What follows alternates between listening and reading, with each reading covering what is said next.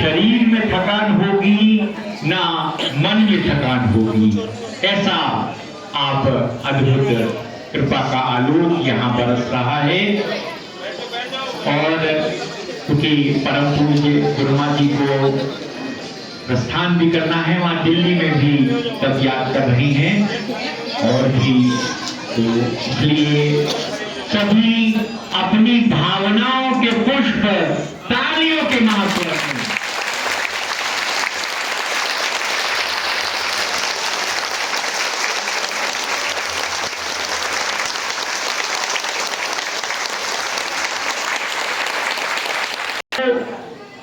महापरिणाम है, इतना सुंदर यहाँ लुधियाना में, इतना सुंदर भाई श्री जी की अद्भुत सेवा है यहाँ। अद्भुत कैसे स्थान लिया गया, कैसे इसको एक एक करके बनाया गया, ये सारा दृश्य मेरे सामने आ रहा है और भाई श्री का आशीर्वाद साक्षात मिल रहा है। जैसे भाई श्री यहाँ जितने भी हैं, जैसे आपने सुना होगा श्रीदेव महापुराण में, जब भगवान विष्णु जब आदि शक्ति लोक में करोड़ों ब्रह्मा विष्णु महेश मिले, तो मैं देख रहा हूं कि भाई श्री यहाँ है। राधा कृष्ण जो महाराज करते थे, तो भगवान कृष्ण ही राज करते थे।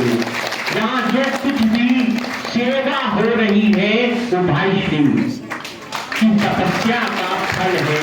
हनुमान जी, ये भाई श्री की कृपा है, साक्षात बजरंग बली। और ये अद्भुत है, ये स्थान ये साधारण नहीं है, साक्षात हनुमान जी का ये स्वरूप। क्योंकि मैं बहुत कुछ नहीं कहूंगा कि अपनी भावनाएं उमड़ जाएंगी, तो मैं प्रार्थना करना चाहूंगा परमादरणीय जगदीश शर्मा वशिष्ठ जी अपनी कृपा प्रदान करेंगे।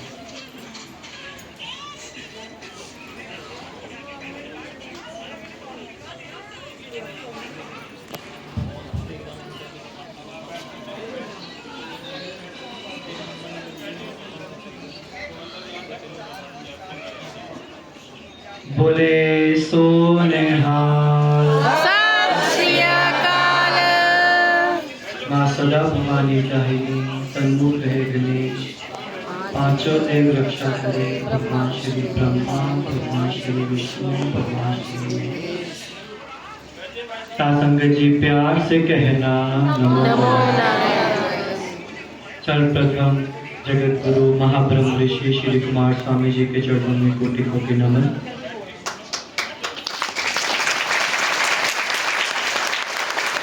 हमारी प्यारी पूजनीय गुरुमा जी के चरणों में कोटि कोटि नमन। मेरे समक्ष बैठे ब्रह्मस्वरूपनी जी को मेरा प्रणाम। और आप सभी जो परमात्मा रूपी संगत आज यहाँ आई है, आप सबको प्यार भरा नमो नारायण।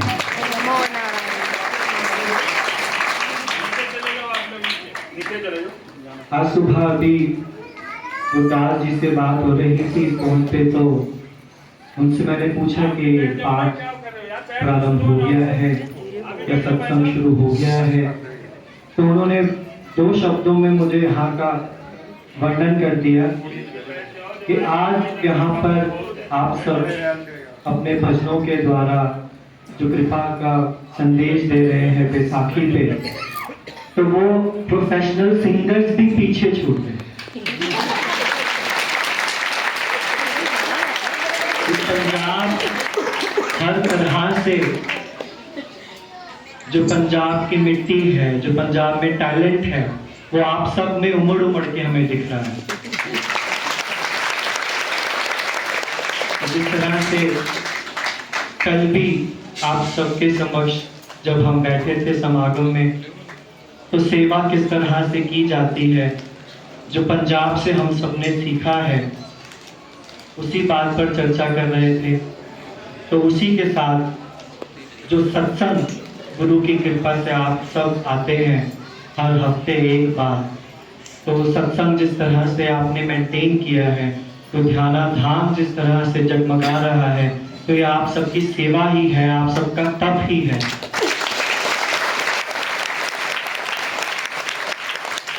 पंजाबी में बचपन में कहावत सुना करते थे बड़ों से कि सड़ना रीस कर।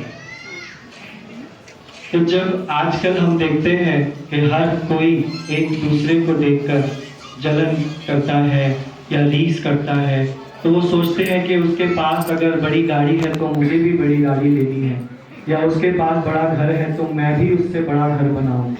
पर हम ये नहीं सोचते कि जो रीस करनी है तो हम अच्छे काम में भी करें कि वो सत्संग आ रहा है तो हम भी सत्संग करें।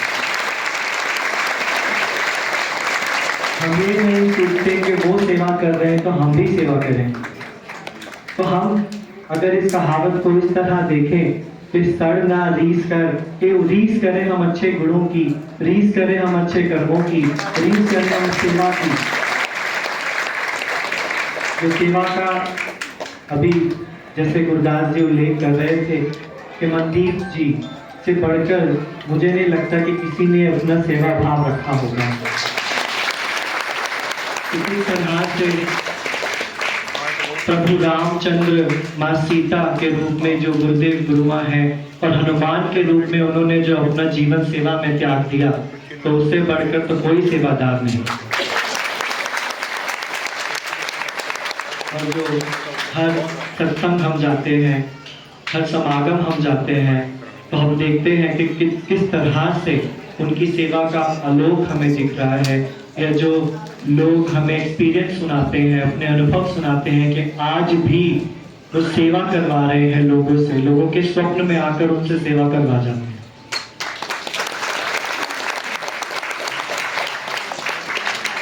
पाठ करना तो बहुत मुश्किल है, पाठ मांगना बहुत मुश्किल है। हमें अगर पाठ मिल गया तो हम कभी कभी कर भी नहीं पाते। तो हमें जैसे गुरुदेव सिखाते हैं कि हम अगर कोई चीज मांगे तो परमात्मा से पाठ मांगे, कि अगर हम पाठ करेंगे तो अपने आप हमें सब मिल जाएगा जिसके हम हकदार हैं।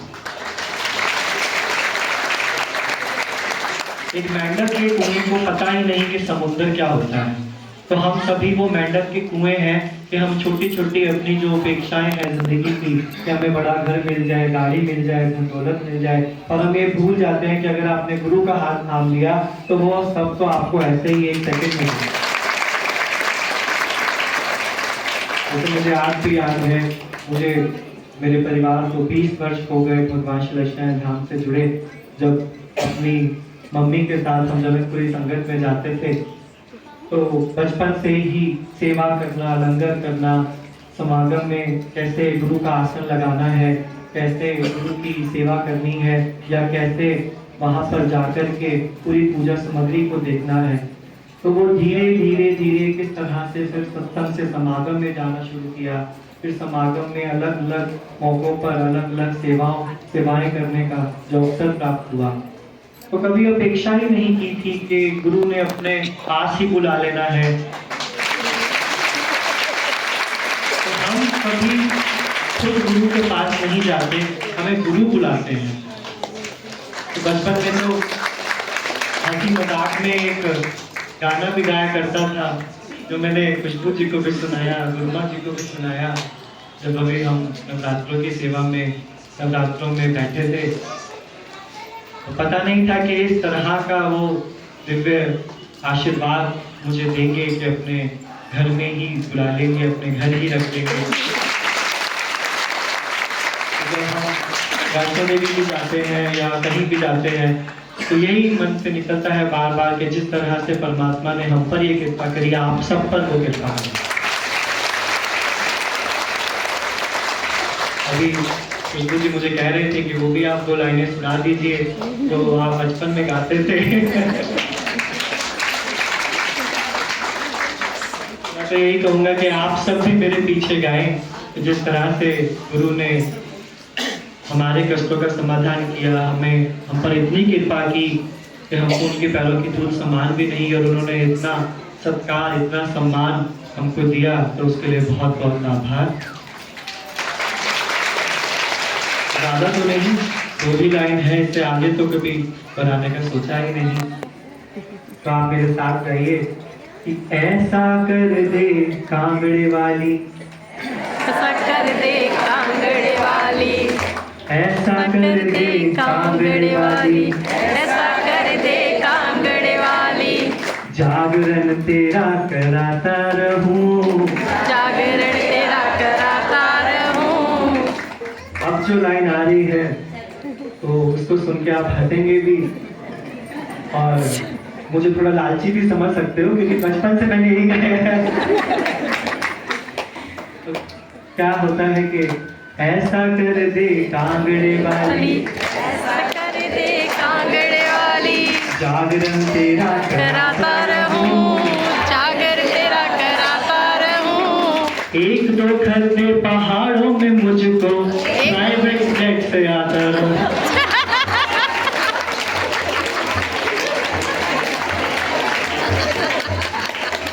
तो उसके आगे ये है कि 1-2 खतरे पहाड़ों में मुझको पहाड़ों में मुझको प्राइवेट जेट से आता आता रहूं। रहूं। तो मांग तो परमात्मा से ही रहे हैं, परमात्मा ने देना है, तो हमने तो अर्जी लगा दी, बाकी उसके हाथ में है, किसको प्राइवेट जेट से बुलाना है तो किसको वहीं रख लेना है।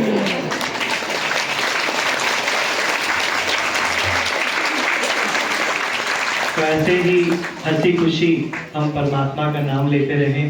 ये हंसी ठिठोली भी थोड़ी कभी कभी ज़रूरी हो जाती है, कि जब हम जीवन में सीरियस हो जाते हैं तो हम सोचते हैं कि हमारे जीवन में कुछ रखा ही नहीं, पर ऐसे आनंद में रहें और हमेशा गुरु की शरण में रहें, तो आपका जीवन किस तरह से पार लग जाएगा आप सोच भी नहीं।